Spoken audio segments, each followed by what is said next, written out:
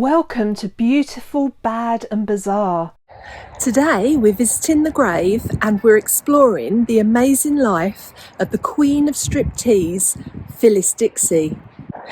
Before we dive into the video, if you love history and the people that made history so interesting, then this is the channel for you. Please join our fabulous community by subscribing at Beautiful, Bad and Bizarre. So, who was Phyllis Dixey? Phyllis Dixey was a performer who became a sensation during World War II by raising the morale with a hint of naughtiness while remaining seductive but elegant. Although known primarily as the Queen of Striptease, Phyllis was a stylish and glamorous burlesque artiste, the forerunner of today's generation of burlesque performers, such as the divine Dita Von Tease, who I've had the pleasure of meeting, and the simply stunning Immodesty Blaize. Phyllis Selina Dixey was born on the 10th of February 1914 in Merton, Surrey. As a child, Phyllis wanted to be a ballet dancer, but grew too tall. However, she and her older brother Ernest were raised to work hard, be confident, and strive to achieve their dreams. While ballet wasn't going to be an option, dancing, singing and performing certainly were. Phyllis Dixey began her career dancing in pantomime, graduating to the chorus line. In 1936 she appeared in her first film role in Love Up the Pole, a British comedy which I confess I've never seen, so please let me know in the comments below if you have.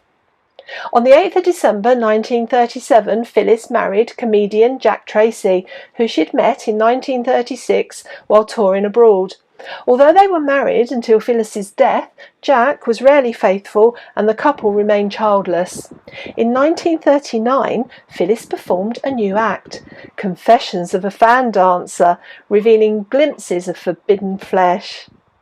As you can imagine, this sometimes got her into trouble, and in Scunthorpe, while touring, Phyllis was investigated for public indecency, but she was eventually granted a licence to perform. By 1942, Phyllis Dixey had formed her own company of showgirls, renting the White House Theatre in London. Phyllis produced her own revue, the White House Follies, a peekaboo act. Phyllis also designed and made the costumes, while Jack promoted the revue. The company was not the first nude stage act in London, but it was the first dedicated strip show, and they were an instant success. The same year, Phyllis Dixey appeared in a small 32-page booklet called Phyllis in Sensorland, in various stages of undress. I own a copy of the 1956 reprint. By 1943, Phyllis was appearing in regular acting roles on the stage in Brighton and was becoming more interested in acting and appeared alongside my personal favourite, Herbert Lom, in the 1947 film Dual Alibi. My lighter? You lost it on the beach. I found it. I'm so glad. So am I. Thank you.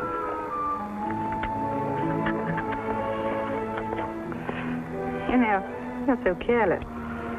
It looks very expensive. You should keep it safe where you keep your other valuables. But unfortunately, Phyllis's film career did not take off. Instead, she returned to variety, but her 1954 overseas tour was a failure. After the war, there were demands for more risque shows. Phyllis had grown tired of the business, and at the age of 44, in 1958, she called time and retired her ostrich feathers, only to find herself bankrupt in 1959 with debts to around £1,300. Doesn't seem much now, does it? Jack and Phyllis took a housekeeping job on a large estate. Phyllis announced she'd done this to avoid being stripped of everything by the taxman. By 1960, her marriage to Jack had failed, but she remained close to her Uncle Norman.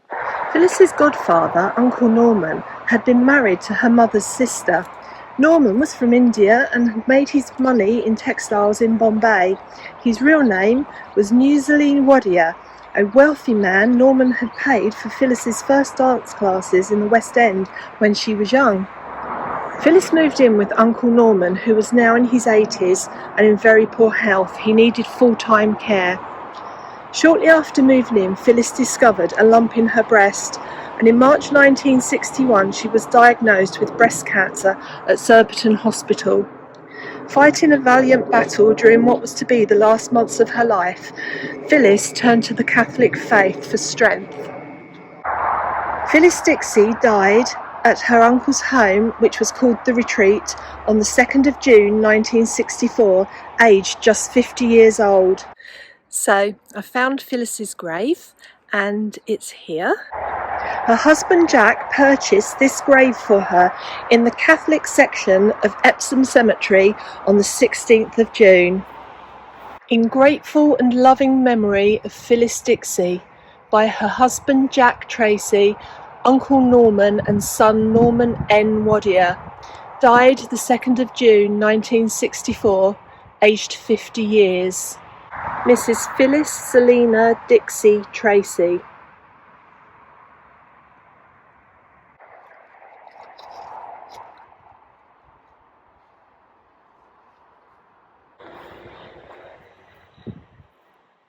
So, even in the 2000s, 2011 to be precise, Phyllis's story continues. Feathers flew when English Heritage was suggesting a plaque for her former home at Wentworth Court, Surbiton. The residents objected to the wording on the plaque, which read, Phyllis Dixey, 1914 to 1964, striptease artiste, lived here in flat number 15. Residents were afraid their homes would become known as the Stripper Building. Now I can't see anything wrong with that, can you? Thank you for joining me on this journey back in time. I hope you enjoyed the video, and I look forward to seeing you in the next one.